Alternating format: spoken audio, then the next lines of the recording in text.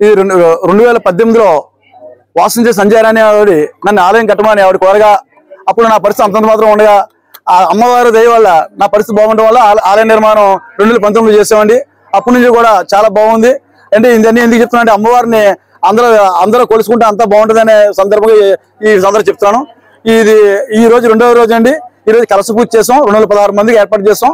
అలాగే 300 మంది 400 మంది వస్తాం. అందరికీ కూడా ఏర్పాటు చేస్తాం. అలాగే రేపు 9వ తారీఖున సరస్వతి పూజ అండి. మూల నక్షత్రం సరస్వతి పూజ. దానికి కూడా 216 మంది పిల్లలకి సరస్వతి పూజ ఏర్పాటు చేస్తాం. అంతా కూడా అమ్మ దైవాలు జరుగుతుంది. అలాగే రేపు 12వ తారీఖున దసరా రోజున 1000 మందికి అన్నదానం కూడా పెడుతున్నామండి.